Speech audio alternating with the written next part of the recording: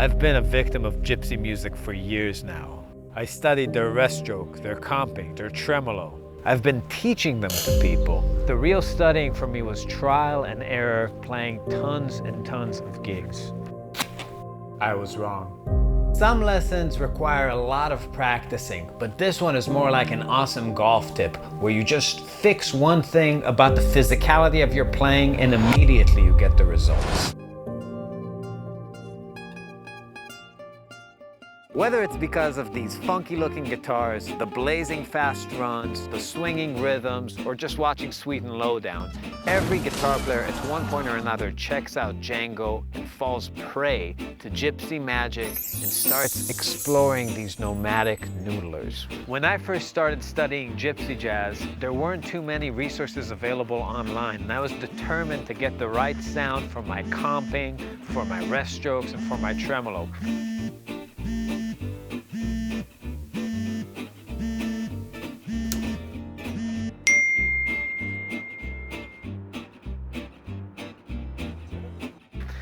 I did look at all the videos available then, and I did take a few lessons with people who gave me pointers, but the real studying for me was trial and error, playing tons and tons of gigs.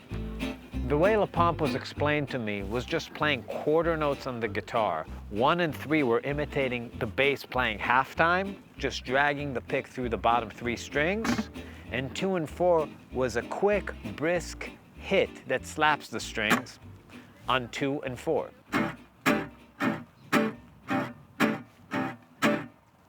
Seems pretty straightforward, right? That's what I thought.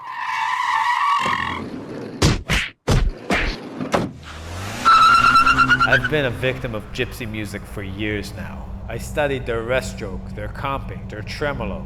I've been teaching them to people. Hey Milton, still playing 2 and 4 all along. I thought at the very least I had the fundamentals down. I was wrong.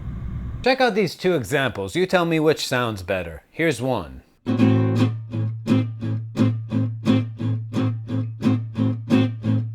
Here's 2.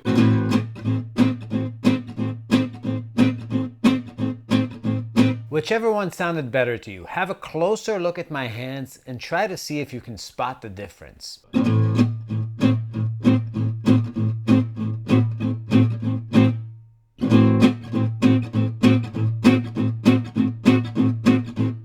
For years, I've been getting the slap sound on 2 and 4 wrong when I was playing gypsy jazz. Also, my tremolo technique was off because I didn't understand the upward slant. A lot of people described it to me as a fast motion, as using momentum, but they were all wrong, and I'm going to explain. In gypsy jazz, you do use a downward slant for line playing 90% of the time.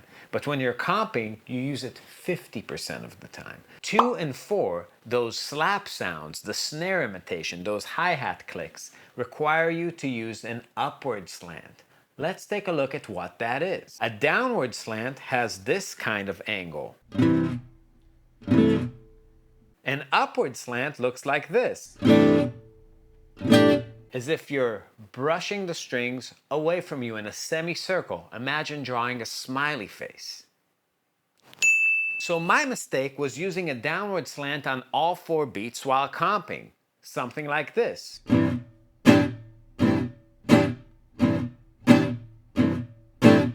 Doesn't sound awful, but check out what happens when I include an upward slant on beats 2 and 4 to get the slap sound. Let's hear it with muted strings.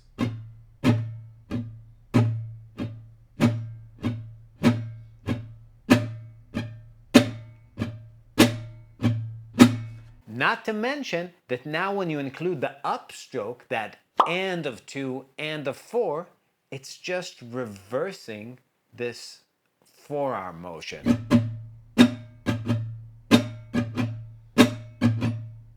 Check this out in a high tempo.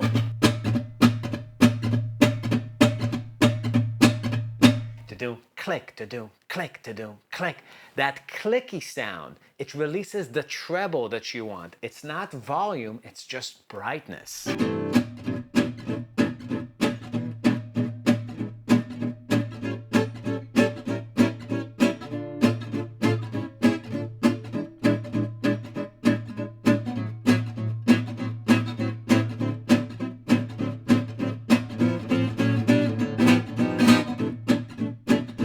But it doesn't stop there. When you listen to gypsy players playing chord solos, I would always make the mistake of trying to use downward slants to get those sounds. But it's all upward slants. It's slapping the strings away from the guitar by rotating the forearm. Hear that sound compared to this?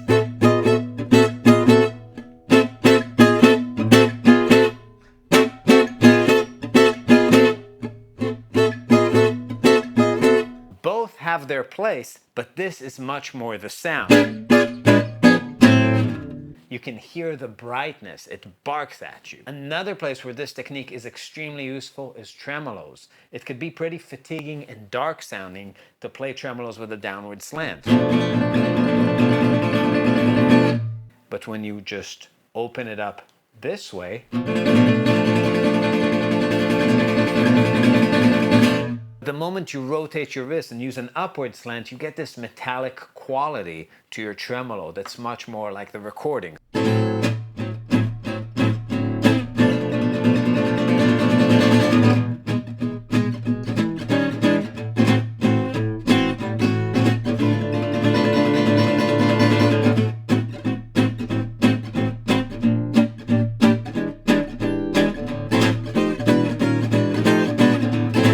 Lessons require a lot of practicing, but this one is more like an awesome golf tip where you just fix one thing about the physicality of your playing and immediately you get the results. Please join our Patreon for exclusive content, tabs and transcriptions included. Also, like, subscribe, comment, and we'll see you next time.